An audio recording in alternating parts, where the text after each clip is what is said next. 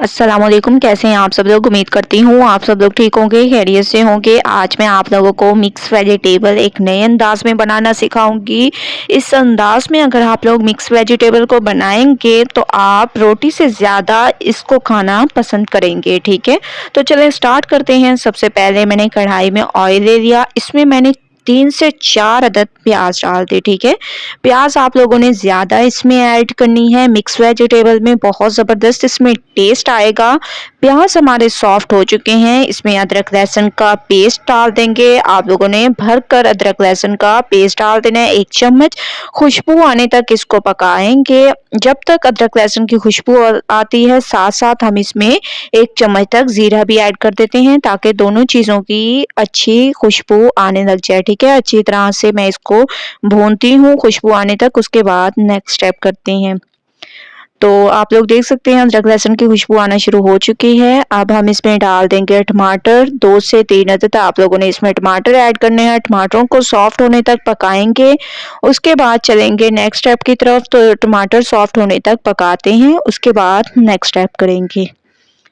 टमाटर हमारे सॉफ्ट हो चुके हैं। अब हम इसमें बाकी के मसाले डालेंगे। लाल मिर्चों का पाउडर, हल्दी पाउडर, हस्बे जायका नमक, धनिया पाउडर। ये 4 चीज़ें आप लोगों ने इसमें ऐड करनी है और थोड़ा सा इसमें पानी ऐड करना है ताकि हमारे मसाले बहुत अच्छी तरह से भून जाएं और ऑयल ऊपर आ जाए। तो ऑयल ऊपर आने तक वेट करते हैं, उसके बाद चलेंगे नेक्स्ट स्टेप की तरफ। ऑयल ऊपर आ चुका है, मसाला हमारा बहुत अच्छी तरह से भून चुका है। अब हम इसमें आलू, मटर और गाजर ऐड करेंगे क्योंकि मिक्स वेजिटेबल है। इसकी जगह आप लोग कोई और वेजिटेबल्स भी ऐड कर सकते हैं। ठीक है, उससे इसके टेस्ट में और भी इजाफा हो जाएगा। लेकिन सर्दियों का मौसम है तो ये फ्रेश वेजिटेबल्स मैं इसमें यूज़ कर रही हूँ, आलू, मटर और गाजर।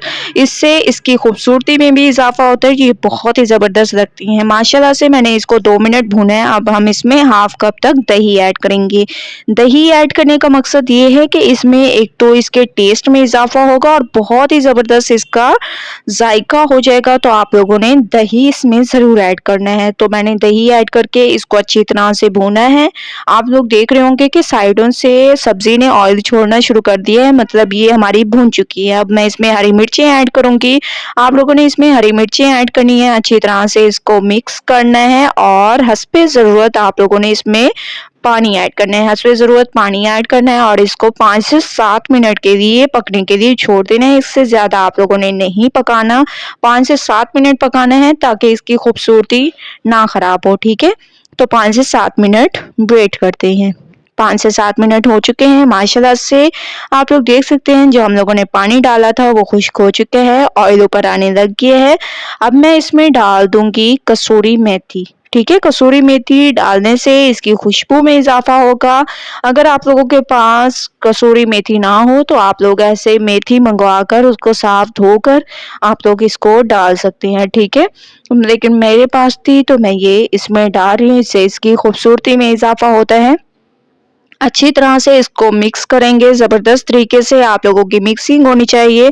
तो चलते हैं इसकी फाइनल लुक की तरफ। माशाल्लाह से आप लोग देख सकते हैं फाइनल लुक आ चुकी है। हमारी मिक्स वेजिटेबल बिल्कुल तैयार हो चुकी है एक नए अंदाज में।